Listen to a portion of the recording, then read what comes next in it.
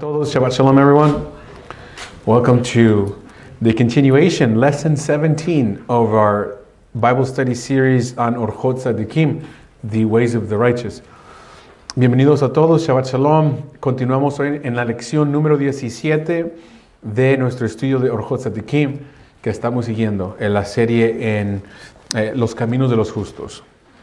So today we begin a new topic, Sha'ar Hasinah, the gate of hatred. Hoy comenzamos el portón de el odio. So, hatred is the opposite of love, and just like we use many times the word love so loosely, also we use the word hate very loosely, and many times it muddles up the meaning of the word hatred. It's a very strong word, as all of the positive of love, the opposite you can find in hate.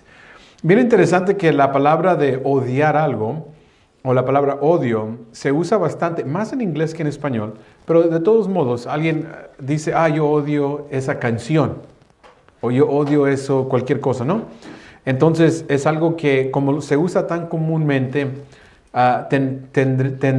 tenemos la tendencia a minimizarlo o a perder parte del significado. Bien, pero todo lo bueno del amor, el odio es lo opuesto. Now, going back to the concept of hatred or hate being such a strong topic, we feel hatred. Just like we were created to feel love, we were created to feel hatred. This is very interesting. We were programmed by Elohim to feel this emotion called hate.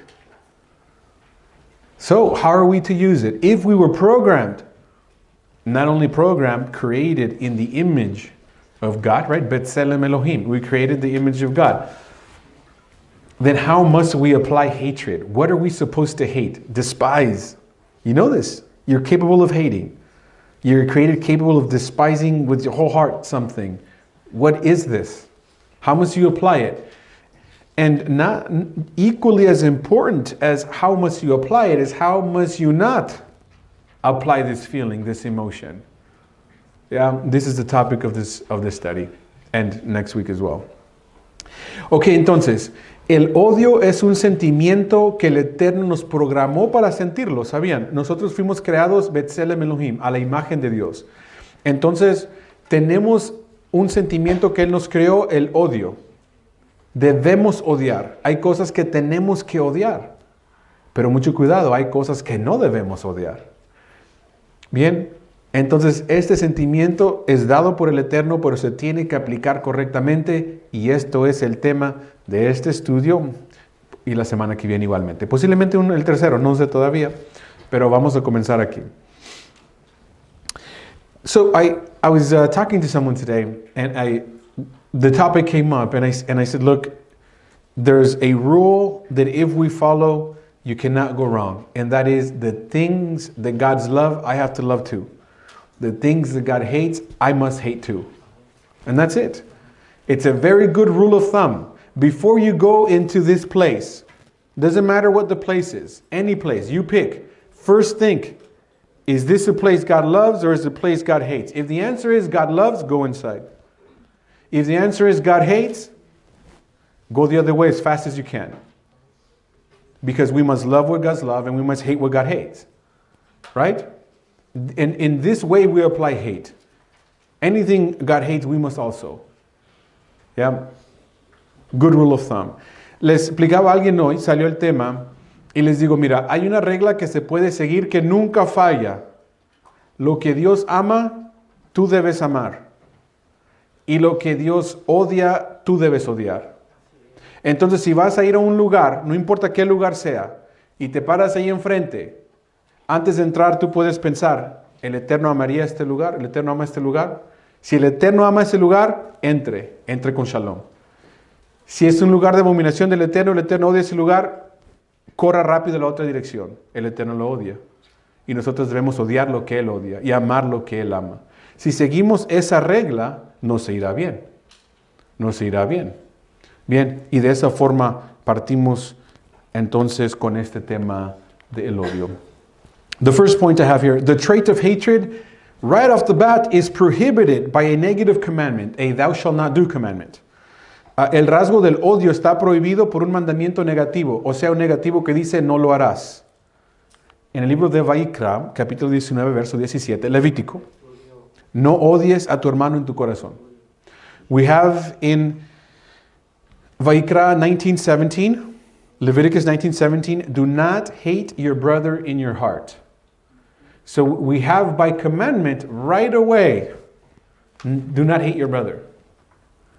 If you're clever, you know what comes in the next verse, verse 18. That's where we have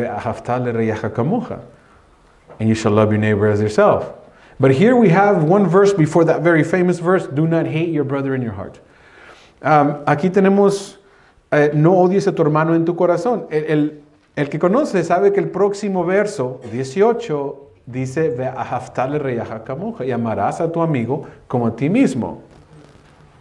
Bien, lo amarás como a ti mismo. Entonces tenemos el mandamiento de no odiar primero y después de amar como a ti mismo. Bien, no odies a tu hermano en tu corazón. So what is hatred?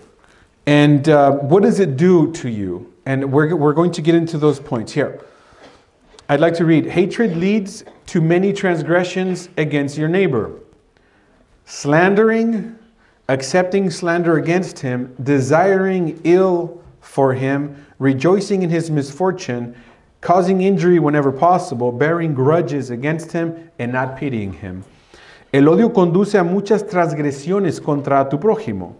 Calumniar, aceptar calumnias contra él, desear el mal para él, regocijarte en su desgracia, causar lesiones siempre que sea posible, guardar rencor contra él y no compadecerse de él. So if you're asking, how do I know if I hate someone? How do I know? I'm not supposed to hate. Okay, I get the commandment. But how do I know I hate? Slandering, talking bad about someone. Someone you hate, you always have something bad to say about, right? If someone compliments the person, hey, did you know that this person did this good thing? But they've done 10 bad ones. Did you know that? I can give you all 10. That's a sign of hate, right? Calumniar. ¿Sabe? Si alguien quiere saber cómo yo sé si odio a alguien, si le tengo odio en mi corazón, una de ellas es calumniar. Así uno se da cuenta. Cuando alguien dice, mira, esta persona hizo X cosa buena, ¿escuchaste? Y dice, no, yo sé 10 cosas malas que hizo. Porque tiene X cosas malas, ¿no? Calumnia. Accepting slander against him. Aceptar calumnias contra la persona. ¿No? Otra persona viene y dice, ¿ya escuchaste lo que le dijo esta hermana a aquella hermana? Y si odia, la hermana dice, no escuché, pero dime, porque ya sé qué tipo de persona es y quiero saber aún más de todas las cosas malas que ella hace. Bien, aceptar calumnias de la persona. Porque si alguien viene y te dice de tu mejor amiga, la que más amas, ¿sabes que esta es bien mala? No, espérate, mi mejor amiga es buena persona, no hables así de ella. Pero si ya odias a la persona, el oído se presta. Dime más. Si viene a hablar de tu hijo, le paras rápido el alto. Cuidado, yo conozco a mi hijo, no hables tan así. Pero si la persona lo odias, se presta a escuchar mucho el oído, a escuchar de alguien que tú odias. So, accepting slander against the person. Think of this. If there's someone you hate, this is how you know you hate them. When someone comes to say a slander against them, and you're very willing to hear it. Tell me more. Yes, I know, you're right. Someone comes, did you hear what she did? Did you hear what she said? No, I didn't, but I want to know. Why? That could be a sign of hatred. Because if they were talking about your daughter that you love, not hate, that you love, and they said, you know your daughter is such and such, you say, hey, take a step back. my daughter's not this way, right? You'll defend. If someone comes to slander someone you love, you defend. Someone comes to slander someone you hate, the ear is very willing to listen, maybe even to add more, right? Desiring ill for him. Desear el mal para la persona. Una señal que odia a alguien es cuando desea que le pase algo mal a otro. You know, a sign of hatred is when you desire evil for someone. If you see them doing good in such a way, you think, isn't it about time God punishes them? Bien, ve que a alguien que usted odia le está yendo bien, o no sabe si lo odia, lo estamos todavía pensando, y tiene shalom, le está yendo bien, y piensa, ¿no es tiempo que el Eterno dé una castigadita? Una calentadita, se lo merece. Rejoicing in his misfortune, regocijando en su desgracia. Y si le pasa algo malo, en vez de pedir al Eterno por esa persona, dice, se lo merecía. Hasta llegó tarde la justicia del Eterno contra esa persona. Qué bueno. You know, and if misfortune does befall the person, instead of praying for them, you think they had it coming. It was about time the justice of God caught up to that person. They deserved it all along. Rejoicing in their misfortune, that's a sign of hatred. Causing injury whenever possible. Causar lesiones siempre que sea posible. Cada chanza, si tiene una chanza de trompezar a la persona que odia, lo va a trompezar. If you have a chance to trip this person and you take it every time, it's a sign of hate. Anytime you can make them stumble, you'll take it. Why? You want to see them stumble. You wouldn't trip your son. You wouldn't trip your daughter. You love them. You wouldn't trip your best friend. But the person you hate, you'll try to trip them every time. ¿Verdad? Alguien no tropezaría a su hijo, no tropezaría a su hija, no tropezaría a su amigo, mejor amigo.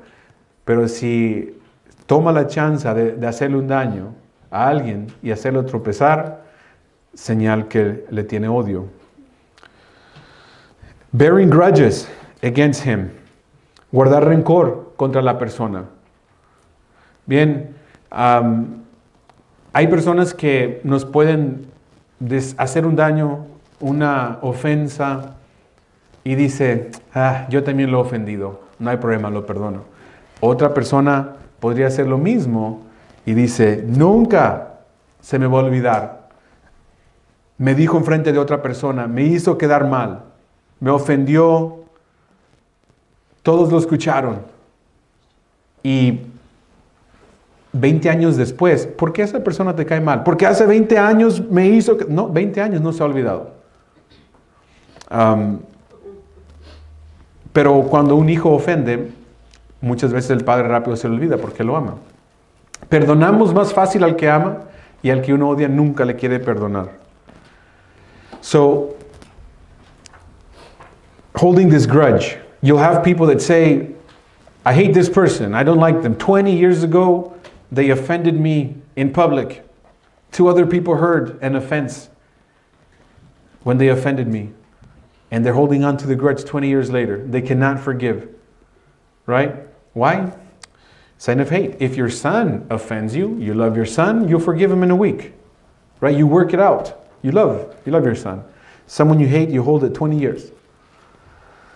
Not pitying. No compadecerse. You know, a sign of hate for someone is not feeling compassion for them in their time of need when you should be feeling compassion for them. Cuando una señal del odio es cuando no siente compasión por la persona. When you can see someone suffering, someone in pain, and it doesn't affect you, right? In any way, it doesn't stir you up to compassion for the person. It's a sign of hate. Because we are supposed to feel compassion. Anytime you see someone suffering, you should feel compassion. But if you don't, right, you might be thinking they deserve it. Que entonces uno debe de tener compasión. Una señal que odia a alguien es cuando los mira en problemas, en situaciones difíciles y no tiene nada de compasión. No hay problema. Que se las averigüe.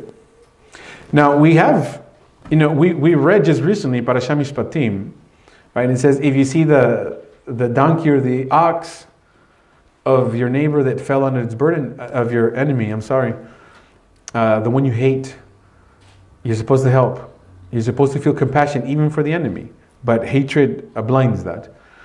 Obvio, tenemos un mandamiento de sentir compasión aún de nuestros enemigos o personas que nos odian. Por eso leímos en la Parashat Mishpatim, si ves el asno o el toro, el buey, de tu enemigo caído bajo de su carga, ayúdale. Aún por el enemigo debemos de sentir compasión, pero el odio ciega la compasión. Hating someone will cause you to disparage their good deeds and make them hateful in your eyes and the eyes of others. Odiar a alguien hará que menosprecies sus buenas acciones y las hagas odiosas a tus ojos y a los ojos de los demás. If you've ever done this, it's possibly a sign of hate. If there is a person, right, there's no one watching. Only you can see them from far away. There's an old lady that can't cross the road, and here comes the person you hate. No one around. Walks up to the old lady, helps her cross the street. And you think, he's just going to show off, just so that tomorrow he can tell everyone he helped the old lady. That's why he did it. Forget, not because he's maybe a nice person, wants to help the old lady. No. Immediately, just so that he can show off tomorrow. That's why he did it. You don't leave room in your heart that maybe they're trying to do something good. Immediately it has to be bad because you know that person. You know it has to be that they did it as a show off, not as to help. Right? Disparaging the good deeds of others. It's not a hatred. Odiar a alguien, ¿no? Menospreciar las buenas acciones. Miren, les voy a dar un ejemplo. Imagínense que está una persona que usted odia. No sabe si lo odia o no, pero aquí está la persona. Y nadie está mirando más que usted puede mirarlo de muy lejos. Está una viejita que no puede cruzar la calle, muchos carros, y la viejita no puede cruzar. Llega esta persona, agarra a la viejita de la mano y le ayuda a cruzar la calle.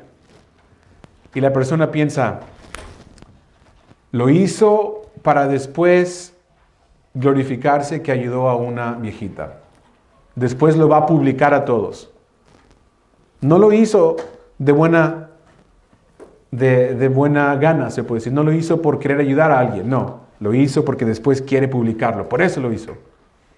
Entonces, inmediatamente las buenas acciones de los demás, alguien piensa, no, hay otra opción. No es porque la persona es buena, porque no lo es. Es porque hay un motivo negativo. Y busca la forma de sacarle el motivo negativo porque la persona hizo eso. Bien, una señal entonces del odio. You will not admit the truth to someone you hate. No admitirás la verdad a alguien que odias. Miren, admitir la verdad es difícil. 10 veces peor si a la persona que le tienes que admitir le tienes odio. Admitting the truth is already hard. It's 10 times as hard to admit it to someone you hate. Did you know this? Imagine your wife, your husband. You love them, right? You did something wrong. You'll say, okay, fine, I did that. Let's work it over. I agree, I messed up. I should not have said. I should not have done. I should not have thought. And you admit, you move on. You have this sort of relationship, right? But admitting a truth to someone you hate hurts maybe 100 times as hard. It's a sign, right? You don't want to admit. Miren, cuando alguien ama a alguien, digamos su esposo o su esposa, y algo se comete, decir la verdad es fácil. Ok, sí está bien, te admito esposa o te admito esposo que dije algo incorrecto, hice algo mal, no lo debería haber hecho, no lo debería haber dicho, y se soluciona el asunto. Pero con alguien que odia, no puede decirle la verdad. ¿Por qué? No quiere admitir debilidad con la persona. Bien, no quiere admitir el error con la persona. Right, so you don't want to admit weakness to the person. Also, you will be overbearing when collecting the payment of a debt. Serás autoritario a la hora de cobrar el pago de una deuda. Si llega a pasar que alguien que le tiene odio le debe, ¿verdad? Es cuando le va a cobrar con ganas. ¿Bien? Si alguien le debe dinero y le hace algo malo a usted, que cause que lo odie en su corazón, que no se debe, ya leímos que no se debe, pero le causa odio y le debe dinero, luego va a pensar, ok, ahora págame.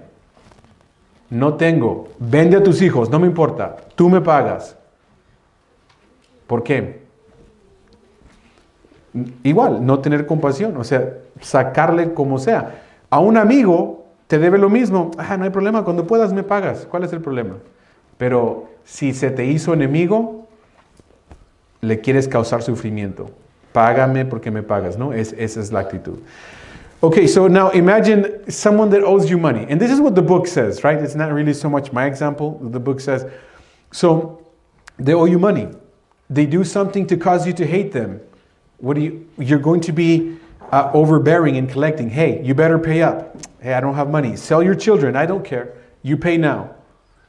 Now, when it's a friend we're talking about, they owe you the same money, maybe less, maybe more. And you say, oh, no problem, pay me what you can. Not a problem. But now that you hate this other person, they better pay. And you want to exact pain on them. That's hatred. So one can hate someone for different reasons. Uno puede odiar a alguien por diferentes razones. When you come to hate someone, here are some of the reasons as stated in the book of Tzaddikim. Okay, estas son ciertas razones por que alguien puede odiar a alguien. They caused you monetary loss. Te causaron una pérdida monetaria. Bien. Digamos, te chocaron tu carro y no quieren pagar los daños. ¿Me pagas? No te pago. Ok, la persona arregla su carro pero se queda con odio. No me quiso pagar mi carro. Por eso la Torah nos enseña la justicia y la restitución. Porque el no querer pagar algo puede llevar a odio de alguien. You know, so imagine someone wrecks your car. They wreck into your car. And they don't want to pay the damages. Say, come on, pay. You wrecked it. Sorry, I'm not. I can't pay. And many times that will cause you to hate the person. They cause you monetary loss. And this is why the Torah speaks about all of the laws of restitution, because not fixing your wrong and not doing the proper restitution many times will lead to hatred, right? Will lead to a situation of hatred. They hit you, it says the book, te golpearon. I can't imagine them as adults, right? We don't get into fights as adults, unless it's like a war maybe. But I think a good application of this is there could be two kids in this synagogue, two children. They get into a fight, two teenagers, two children, and 30 years later, right, one of them still hates the other one. He was a bully when he was a teenager and he hit me. We got in a fight one time. He hit me. This guy now is no longer a bully. He has a wife, he has children, very mature person. Maybe he was immature as 12-year-old, 13-year-old. And the other person, now 45, still hates him because in 8th grade he punched him. Forget the fact that he's now, a normal person, no longer a bully, whatever. And they hit me back in 8th grade. I still hate them. I still hate that person. He's still the same bully. 30 years later, in his mind, is still the bully from middle school. Still hates him in his heart. Has not let go anymore. Right? And this is the reason why some people hate. They even these kind of things. Okay, yo me imagino, el golpear, ¿verdad? Los adultos no nos golpeamos mucho, pero me imagino, digamos en esa sinagoga, dos jóvenes, que uno sea más rudo, más malo, digamos aún, y le pegue a otro. Y esa persona se queda con odio en su corazón 30 años después, cuando tiene 45 años. Todavía odia a este muchacho. El muchacho ya creció, se casó, tiene 5 hijos, es buen padre. Pero todavía se acuerda cuando tenía 13 años. Me pegó, me trató mal. y todavía se acuerda del niño de 13 años o joven de 13 años y no el hombre de 45 que ya es una muy buena persona, le sirve al Eterno, buenos hijos, ¿verdad? ¿Se acuerda? No, en el 8º grado me pegó y le tiene odio en su corazón. La persona no ha soltado el odio. No. They shamed you. Te avergonzaron. Una manera de odiar a alguien. Y esto es bueno no hacerlo, ¿verdad? Avergonzar a otros en frente de los demás. ¿No? Si le va a decir algo vergonzoso a alguien, se lo tiene que decir de buena forma. Porque avergonzar a alguien en frente de los demás es una buena forma de que le entre odio. ¿No? Y muchas veces cuando alguien avergüenza a otro, enfrente de los demás, la persona se queda con eso. Tenemos que ser muy prudentes. ¿Qué le dice a alguien? En público y aún en privado. Tiene que ser muy prudente. You know, shaming people. And these are things we should not do, by the way, because we don't want to attract hatred from others. But shaming people, you have to be very careful what you say to people, especially in public, because you can say something that shames them, right?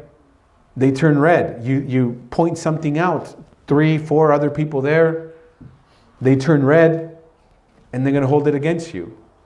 They're going to hate you now. They're not supposed to, but neither are you supposed to be shaming people, right? So it's a kind of a two-way street.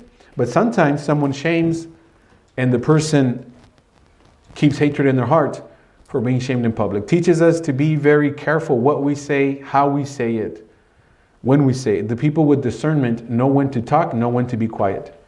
And there are many more times when being quiet is a better option than talking. Entonces, mire, el que tiene discernimiento sabe cuándo hablar y cuándo callar. Y la mayoría de veces es mejor callar. La mayoría de veces.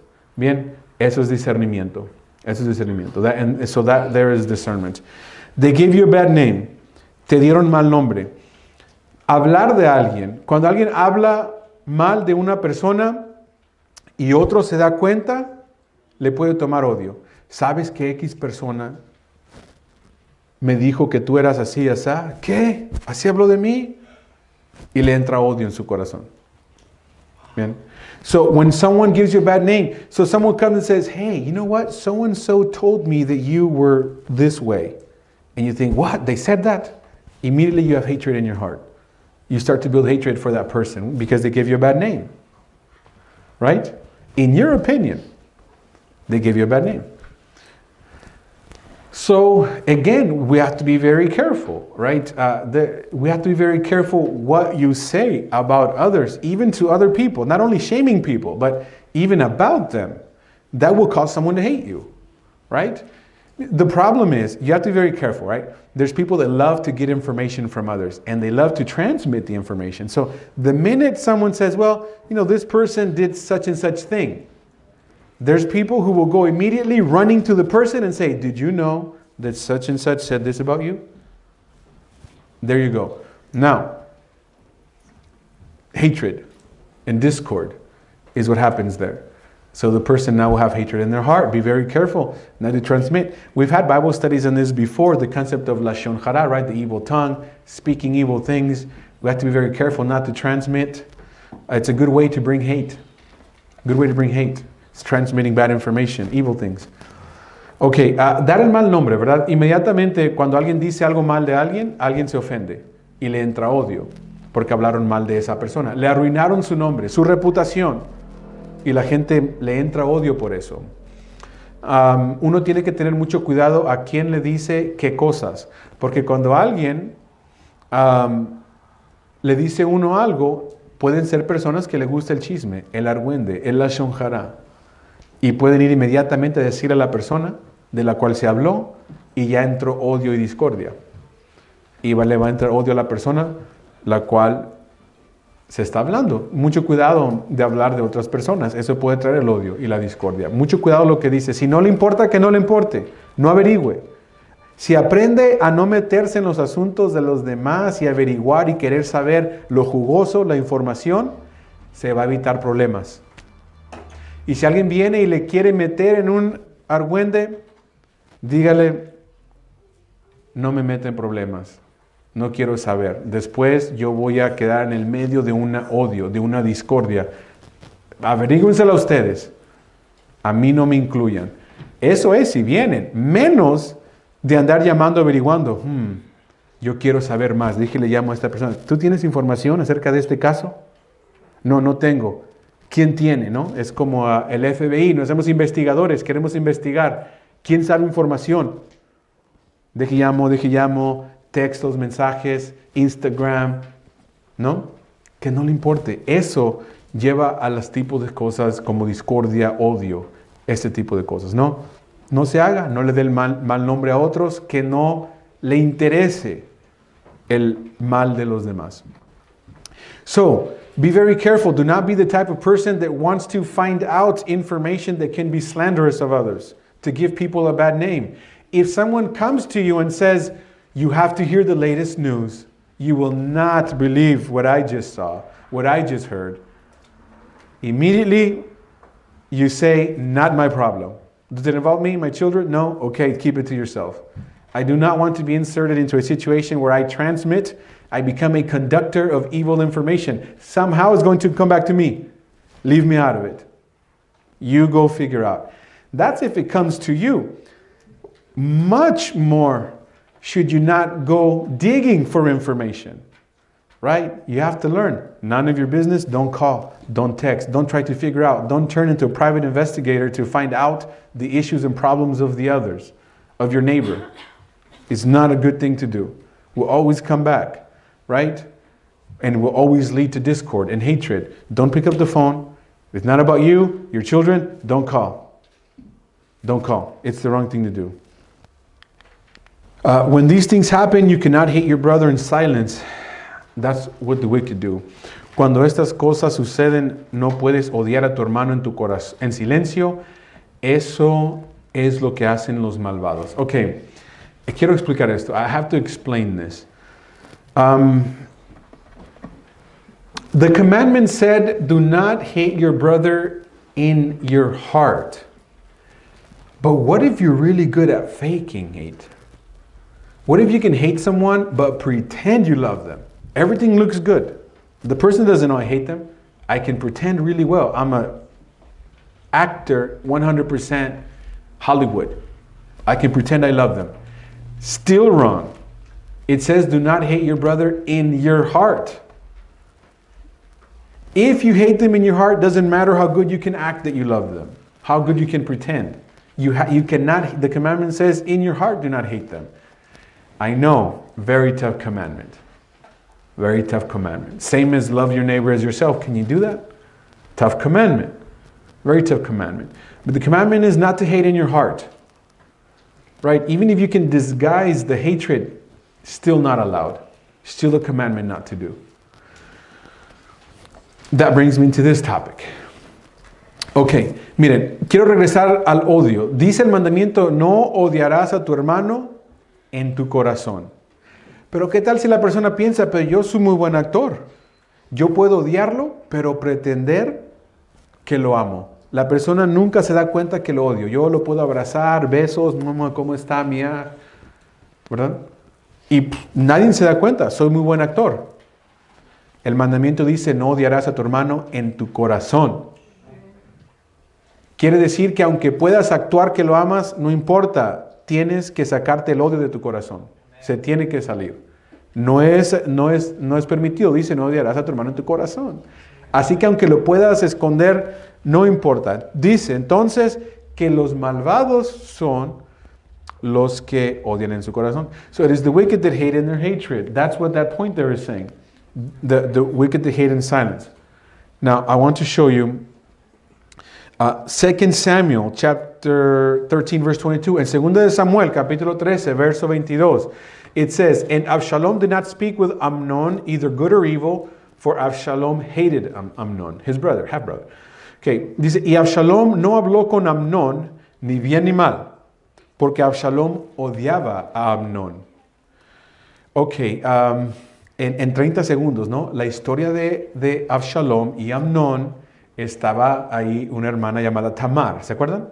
¿Quiero ver? ¿Se acuerdan esto de Tamar? Ok, ¿qué pasó? Tamar era la hermana de Absalom completa, padre y madre, y Amnón media hermana. Bueno, Amnón terminó violando a Tamar y dice que Absalom le dejó de hablar a su medio hermano, dejó de hablar con él. Dice, ni le hablaba ni bien ni mal, porque lo odiaba. No quería hablar con él, le dejó de hablar. So, what we have, Absalom stopped talking to Amnon. In the story, if you read 2 Samuel, there's a sister involved called Tamar. Her name was Tamar. And she was full sister of Absalom and half sister of Amnon. Well, Amnon loved her until he raped her, and then he hated her, it says. And when her brother Absalom found out, he hated in his heart Amnon. 2 years later, he killed him, had him killed. Y porque lo odiaba 2 años después, lo mandó matar. ¿Se acuerdan la historia? Pero dice que por mientras lo mandó matar, lo odiaba en su corazón y dice, dejó de hablar con él, ni mal ni bien.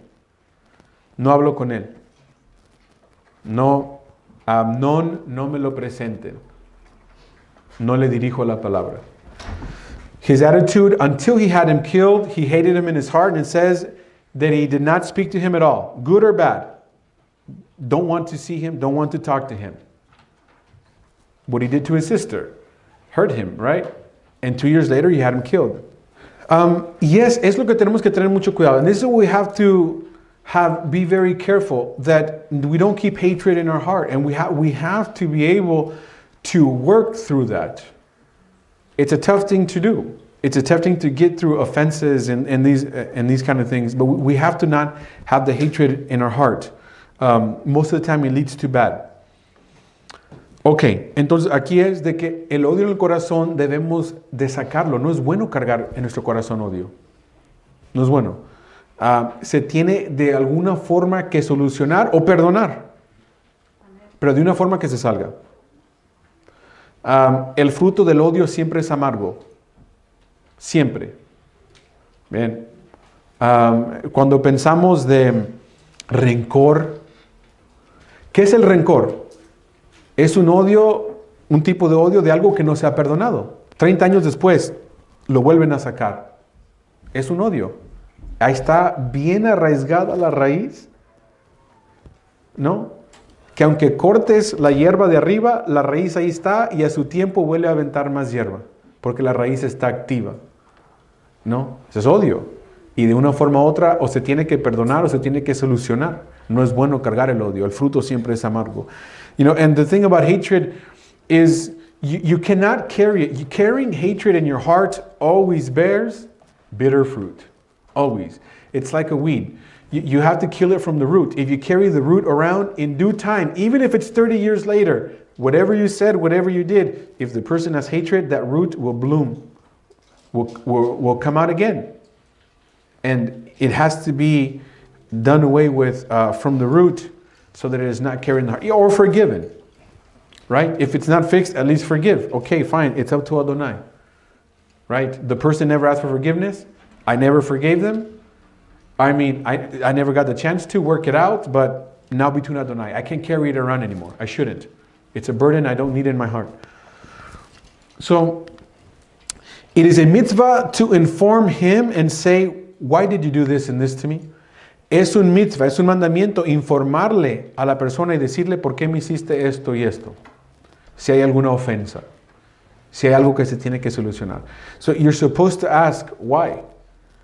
What did you do such and such thing? Here's the thing that I have to say when it talks about asking why. It cannot be in a moment of anger. A lot of times we don't want to deal with something unless we're angry, then we want to bring it up. And that's the worst time. When you're angry, because that's when you're going to say things inappropriately. That's when you're going to say things that come out wrong. That's when, right? So anger is the last time that you want to handle these type of situations, right? They should be handled in shalom. Okay. Uno tiene que pedir a la persona por qué me hiciste este daño, pero les voy a decir un problema que tenemos como humanos. Muchas veces, cuando alguien nos hizo un daño, no queremos hablar del daño. Hasta que se enoja y hay una explosión y después quiere sacar el daño. Y esta es la peor instancia de hacerlo. ¿Por qué? Porque ya enojado va a decir cosas incorrectas, le va a salir mal, lo va a decir peor, ¿no? Entonces, muchas veces no queremos hablar del problema hasta el tiempo de enojo. Ya de enojo siempre se habla mal porque está enojado. El problema de este índole se tiene que solucionar en tiempos de shalom. Tenemos que hablar de esto. Sin pelear, se tiene que solucionar. No en tiempo de ira. En tiempo de ira no es el peor momento de sacar este tema. Right? So in times of anger, the worst time to speak about these things. Leviticus 19:17. Levítico, Vaikra 19:17. You shall surely reprove your friend. Seguramente reprenderás a tu amigo.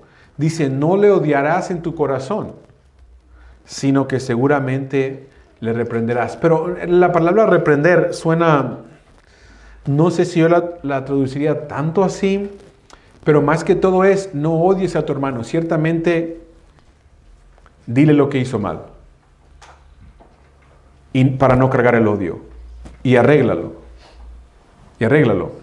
Ok. Miren, Levítico 19:17 dice, no odiarás a tu hermano en tu corazón. Seguramente repréndelo para que no seas parte de su pecado. O sea, dile lo que hizo mal. Y después dice en el verso 18, no te vengarás ni guardarás rencor a un hijo de tu pueblo, sino que amarás a tu prójimo como a ti mismo. Posiblemente la serie de mandamientos más difíciles de la Torah requieren una madurez espiritual altísima para poder hacer algo así. Bien, en el mundo hay mucho rencor, pero ellos están espiritualmente muy bajos en el suelo. No guardar rencor y no buscar venganza y amar al prójimo como a ti mismo y no odiarle en tu corazón y saberle reprender cuando hace algo mal, son temas altos, pero que tenemos por mandamiento que tratar de hacer. So, Leviticus 19:17, right? It says, you shall surely reprove your friend. Now, the first part says, do not hate your brother in your heart, but you shall surely reprove your friend to not be part of his sin. Meaning, do not hate him, and if he does something to deserve hatred, reprove him. Tell him what it is. Tell him why he's causing you to hate him. What has he done? What has he said? How has he offended you? How did he wrong you? Right? And you're supposed to work it out, because what happens, what comes next is verse 18. That says in Hebrew, how does it say? Lo tikom velo titor. You shall not take vengeance or bear grudge against the son of your people. But you shall love your neighbor as yourself. Can you imagine this? You shall not take vengeance or bear a grudge. We are commanded to not even bear a grudge. First, we're commanded not to hate your neighbor. Then you're commanded to reprove them, to tell them what they did wrong. Whether they accept it or not, you are not to hold a grudge. And then you're supposed to love them as yourself. Very, very difficult commandments. Possibly the hardest commandments of the Torah. Requires a very high spiritual level. Now why? Look, the people of the world, they're very low spiritual level. There's a lot of hatred in the world. There's a lot of grudges in the world. Right? You hear of a family that, two sisters haven't talked in 30 years because at last 30 years ago on Thanksgiving, one said the other one looked fat, hasn't talked to her in 30 years. Holding a grudge. Right? They made an offense about someone. 30 years later, so there's a lot of grudges. But now if we keep Torah, there's a problem with this. We cannot be the people 30 years later hold a grudge. We have Leviticus 19, 17, and 18, possibly the hardest commandments of the Torah. For me, and what it implies. Right? But we have to not hate in our heart. We have to know how to reprove. We cannot hold a grudge. We cannot seek vengeance. And you must love your neighbor as yourself. Very elevated. But something we must strive for because we study Torah. Look, If we study Torah and do not keep these kind of commandments, or try to, and put effort to, then we're falling short. Part of studying Torah is not just, oh, we keep Shabbat. This is great that we keep Shabbat. Oh, I eat kosher. Great. A lot of people can eat kosher. Look, I say this all the time. I can't show off that I don't eat pork. There's vegan people that don't believe in God that don't eat any meat at all. I'm not better than them if I just think, oh, I'm great because I don't eat pork. Right? There's people that do it for health reasons. The commandments that really, I think, show the metal you're made out of is these kind of commandments. Very hard. Very hard. Right? Very difficult because it requires so much effort not to hold a grudge, these kind of things. Not to hate. Okay, les digo, miren. Si nosotros guardamos Torah, tenemos que ser personas que se esfuerzan a guardar estos mandamientos. Guardar Shabbat, los adventistas también tratan. Comer kosher, o sea, comer cerdo, digamos, no comer cerdo. Hay gente que son veganos, no comen cerdo. Ni carne comen. No me puedo jactar yo que soy más que ellos. Son veganos y ni creen en Dios. Pero si decimos que guardamos Torah, tenemos que tratar de guardar los mandamientos que sí nos destacan del mundo. No odiar a tu prójimo en tu corazón. Saber reprenderlo. No guardar rencor, no buscar venganza, amar a tu prójimo como a ti mismo. Ese tipo de mandamientos sí nos diferencia del mundo. Porque en el mundo hay mucho rencor, la gente se odia. Hace 30 años, 2 hermanas no se hablan, porque hace 30 años en una fiesta de Thanksgiving, una hermana dijo a la otra, oye, si ya te ves más gordita, te queda muy tallado el vestido, ¿no? Ya no le hablo. ¿Quién se cree ella para hablarme a mí así?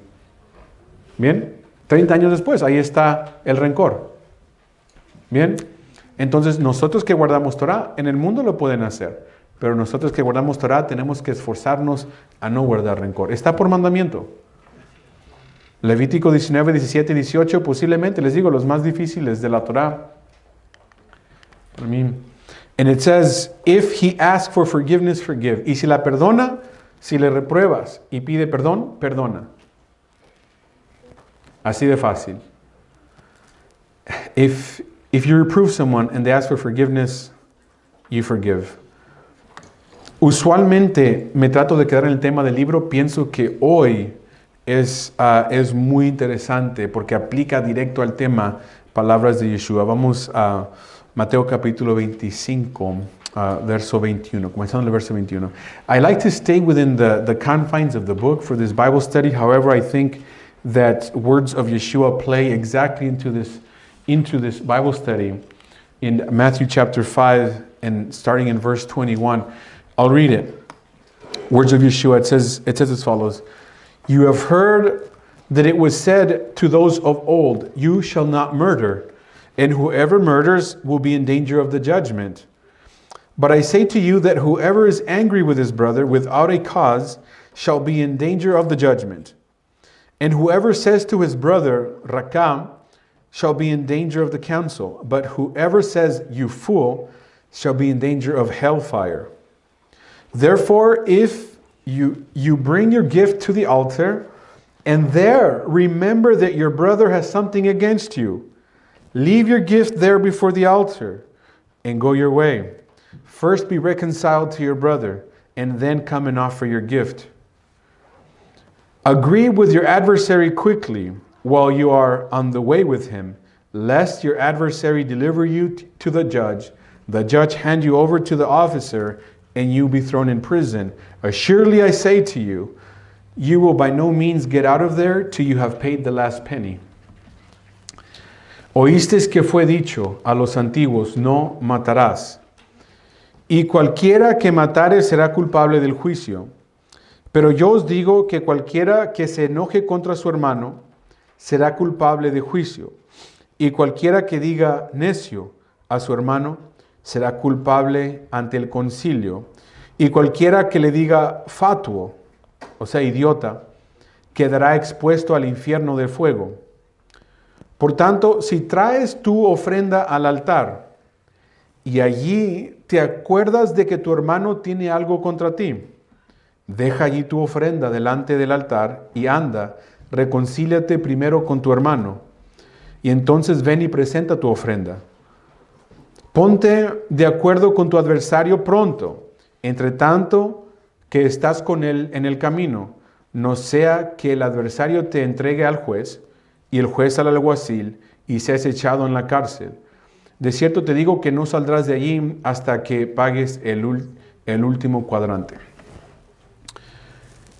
These words of Yeshua and this example that he gives play right into today's teaching and also next week's teaching on hatred. So we have here Yeshua speaking of this, and what I find very interesting is it says that how much does he elevate the commandment that if you call your brother a heavy insult and don't fix it, you're in danger of going to hell. It's tough. Can you imagine that? This is what it says. This is what he says. If you're going to the altar, you're going to give a gift to God. You're taking your sheep. And there you remember, I did this to this person that they have against me. Leave the sheep right there. Go first fix it. Because it says, if you don't fix it, what happens is this. On the way to the judge, don't even get to the courtroom. Settle. Who has heard the term settle out of court? What does it mean, settle out of court? Fix it before you get to the judge. So the person you damage, they say, look, say you're sorry and give me $10,000 damages, we drop it. And the person says, no, I will not say I'm sorry. Let's go to the judge. I will prove I'm not at fault. Pride. And then what happens? A week later, the trial is over. The judge says, certainly you're guilty. You owe him $100,000 and 3 years in jail. What? Your friend will tell you, fool, you should have settled out of court. You should have settled out of court. He offered you $10,000 and an apology. Say you're sorry and $10,000. You were out free. You wanted to wait till the judge, you got involved, 3 years in jail, $100,000. Right? Don't let it get to the judge. Settle it before you get to the judge. This is what Yeshua says. Because if you did do something wrong, right? Don't wait to be judged. First, let the person forgive you. Then there's nothing for Adonai to judge now. It's settled. Right? The problem is, many times because of pride, we go, no, I can prove I was right. God will be behind me. I can prove I was right. What if you weren't? What if you weren't? Yeshua is saying, settle out of court. Say you're sorry. Fix it before your brother. Not to mention, don't even bring your offering. Right? Hard words. This is what Yeshua was saying was not easy. Okay, ¿qué es ejemplo que da Yeshua? Dice, si ofendes a tu hermano y le llamas un idiota, y lo ofendes, lo avergüenzas, le ensucias su nombre, lo dejas ver mal. Dice, y vas al templo, al altar a llevar un borreguito, una ofrenda, y yendo ahí te acuerdas lo que dijiste de tu hermano, lo que le hiciste a él, cómo lo dañaste. Inmediatamente, que dice, deja tu borreguito, ve con tu hermano y arregla el asunto. De todos modos, el Eterno no lo va a aceptar, porque si tu hermano no te ha perdonado, él tampoco. Por eso termina el ejemplo de esta forma. Dice, arréglense fuera de la corte. En inglés hay un término, en español no me lo sé, de arreglar todo fuera de la corte. O sea que un caso se puede hacer así. O llevamos al juez el caso, o dice la persona, pídeme perdón y dame $10,000 por el daño que me hiciste. Quedas absuelto. La persona puede decir, ok, te acepto, discúlpame por lo que hice. Aquí están los 10,000 que me pides de daño. ¿Quedamos bien? Quedamos bien. Bendito el Eterno. Voy a llevar ahora mi ofrenda al altar. Pero si la persona dice, no, me rehúso, yo no te debo nada porque tú estabas mal. Vamos con el juez y me va a comprobar que yo estoy bien. Una semana después se termina el caso, dice el juez, le debes $100,000 y 3 meses de cárcel. Eso es lo justo. Y el amigo te dice, tonto, no lo hubieras dejado llegar al juez. Te había dado la salida. Te dijo 10,000 y pídele perdón. Por no querer, ahora llegaste al juez, encontró la falla que hiciste, encontró el daño que hiciste y ahora pagas, como dice, hasta el último centavo. Hasta el último centavo. Son palabras difíciles de Yeshua. Por eso es mejor arreglar estos tipos de asuntos antes de llegar al juez. Porque uno nunca sabe. Muchas veces nosotros cuando hacemos un mal nos queremos autojustificar. Cuando alguien te dice, mira, tú hiciste esto mal. No, yo no. Aquella persona comenzó. Ellos se lo merecen. No, mira, tú hiciste. No. Ok, cuidado. ¿Verdad? Porque puede ser que el Eterno piense de la otra forma y nos va a caer entonces el juicio, ¿no? So we have to be very careful because many times for pride, right, we want to keep this hatred. And even a friend might tell you, you know what, friend? I think you did wrong. I think you wronged the person. No, I didn't. They started it. Why should I ask for forgiveness? No way. They should have asked for forgiveness for me. And I'll go to the day of judgment. God will prove me right. What if he doesn't? What if he doesn't? You want to be sure or you want to flip the coin? Maybe you're right, maybe you're wrong. Right? But what Yeshua says, settle out of court.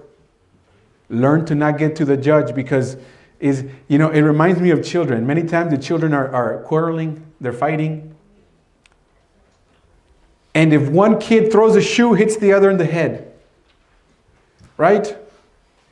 Maybe they know that if they go crying to the dad, they're both going to get a spank. Or the brothers say, look, fine, forgive me, I threw the shoe. We're both going to get a spank now. The rest, okay, fine. Let me hit you with the shoe also. Okay, fine, hit me. Done, deal. Dad didn't find out, no one got spanked. Right? Is it that don't get to the point where the dad says, you hit, you guys are fighting, okay, both of you in trouble now. Right? Grounded. You're in trouble, you're in trouble. Right? Don't let it get to the judge. This is what Yeshua says. Entonces, lo que dice Yeshua me recuerda a dos niños, ¿no? Dos hermanos que se están peleando. Uno le da un zapatazo a otro y se pone a llorar. Le voy a decir a mi papá. No, se están peleando. Y cuando llegan con el papá, les va a decir, ¿están peleando otra vez? Ya les dije que les iba a dar sus buenas nalgadas, ¿no? Ahí está. Le da a los dos. Ahora los dos le dieron. O un hermano le puede decir al otro, ok, mira, perdóname. Tú dame un zapatazo a mí. Ok, ¿quedamos a mano? Muy bien. El padre nunca se dio cuenta. No llegó a que los dos le dieran por andarse peleando, ¿no? Entonces, así, de esta forma dice Yeshua, que no llegue al padre, que no llegue al juez, porque el juez le va a dar a cada quien lo que se merece, ¿no? Okay, this was our last slide today. Esta va a ser la última de hoy. Vamos a continuar, primero el Eterno, con el odio. Tenemos posiblemente un estudio, dos más, acerca de este tema muy interesante. Si quieren ir, lean el libro, si quieren ir adelantados para cuando yo cubra el material, ¿no? Saben más o menos para dónde vamos. So we'll probably have one or two more Bible studies on hatred. Read the book if you want to be ahead, and then you'll know the subjects I should be covering. Okay? Amen. Toda rabá to everyone, and we'll see you next Shabbat. Shabbat Shalom.